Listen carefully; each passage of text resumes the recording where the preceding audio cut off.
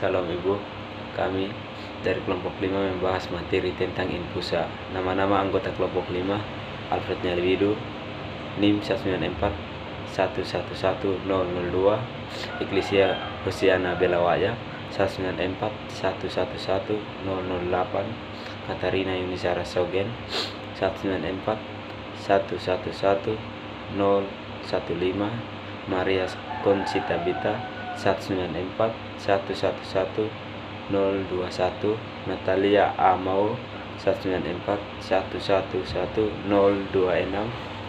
Rafika Erlalang 194 11028. Kami dari kampus Universitas Citra Bangsa, Prodi Sarjana Farmasi. Sebagai pembawa materi pertama tentang definisi infusa.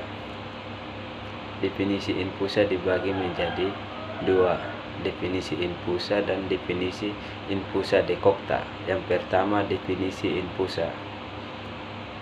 Infus atau rebusan obat ialah sediaan cair yang dibuat dengan mengekstraksi simplicia nabati dengan air suhu 90 derajat Celcius selama 15 menit,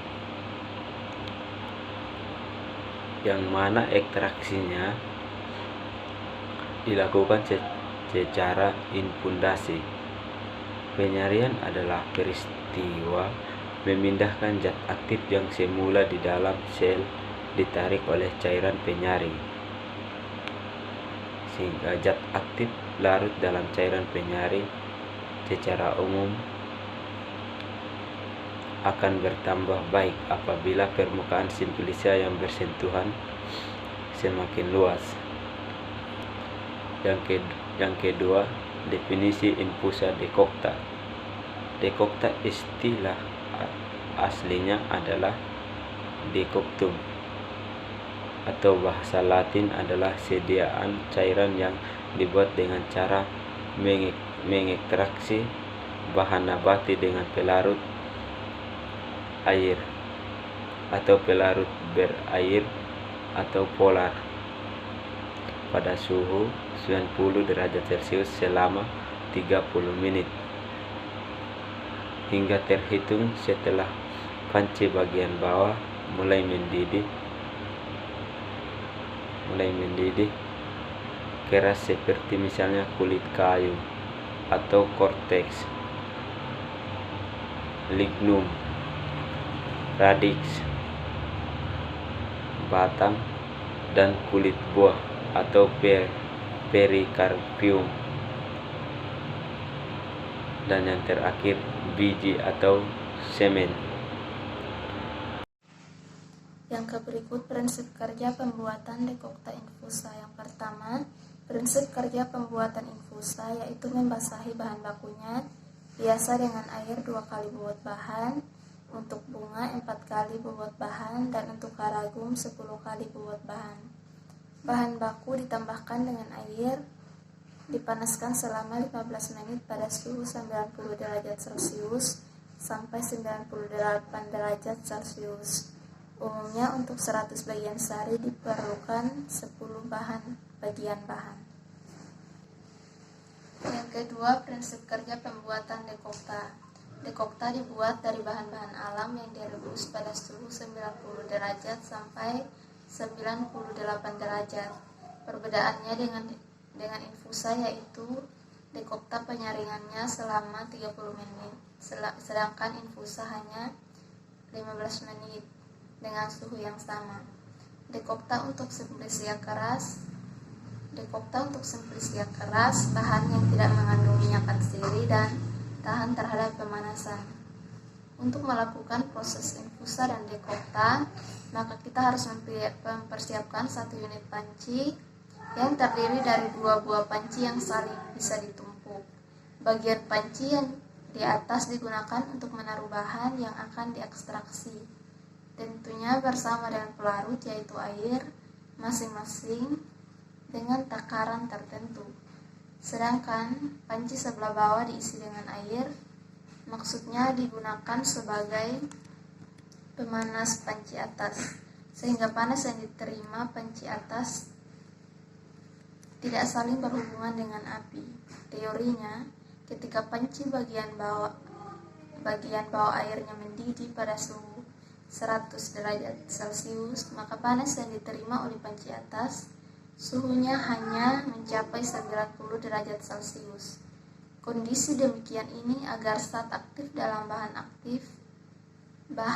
tidak rusak oleh pemanasan berlebihan.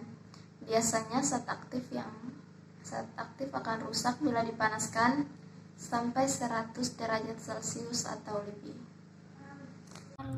Baik Ibu, yang berikut prosedur kerja pembuatan infusa. Yang pertama, simplicia yang berupa tanaman atau bagian tanaman dengan derajat halus tertentu ditimbang misalnya 10 gram. Kemudian dimasukkan ke dalam panci atas, diberi air secukupnya.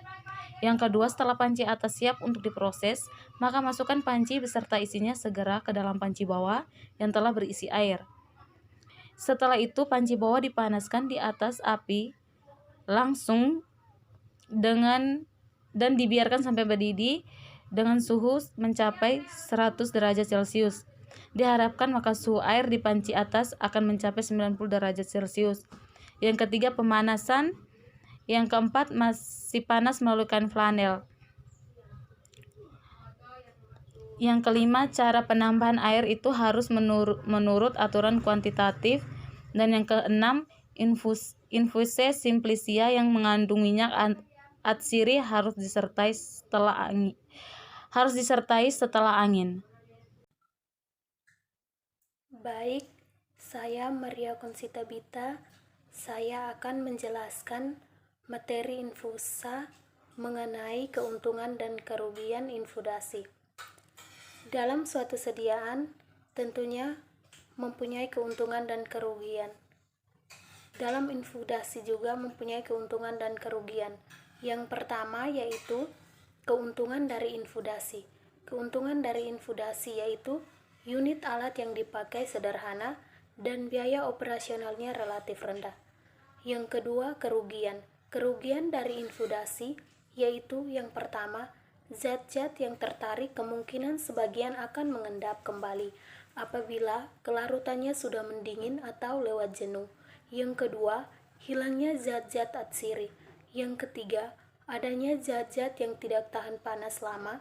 Di samping itu, simplicia yang mengandung zat-zat albumin, tentunya zat ini akan menggumpal dan menyukarkan penarikan zat-zat berkhasiat tersebut.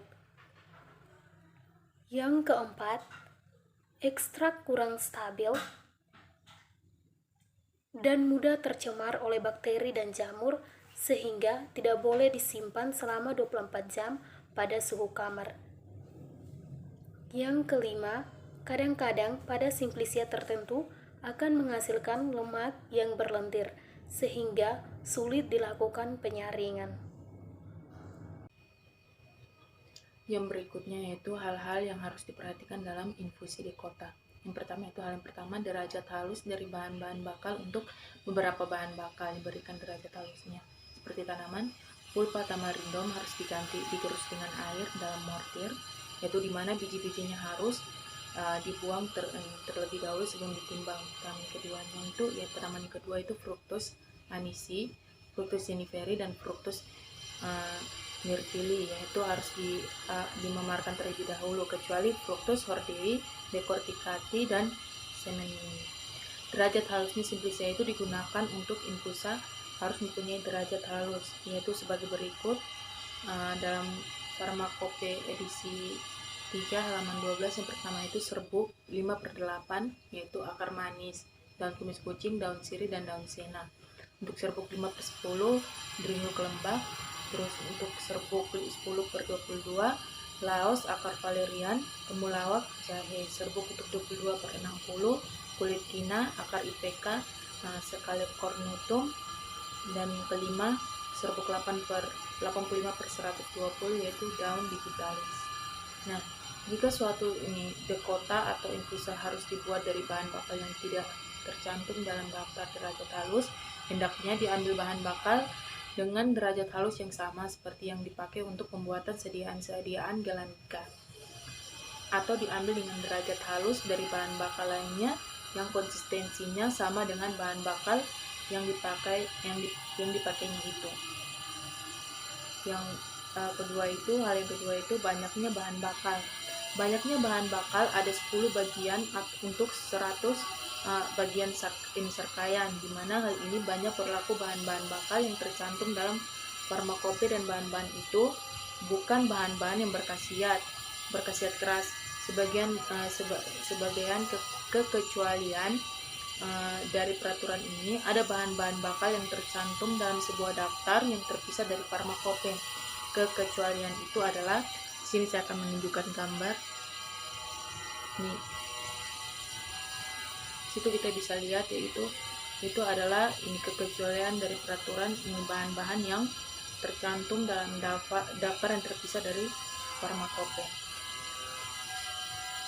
Untuk banyaknya bahan bakal, kodeks memberikan peraturan yang sama seperti farmakope. Kepada daftar kekecualian hanya ditambahkan fruktus chordal decorticati, di mana harus diambil 8 bagian bahan bakal untuk 100 bagian serangkaian. Untuk memeriksa takaran maksimum, harus dipastikan bahwa zat-zat berkhasiat itu larut semuanya dalam sari-sari itu. Yang berikutnya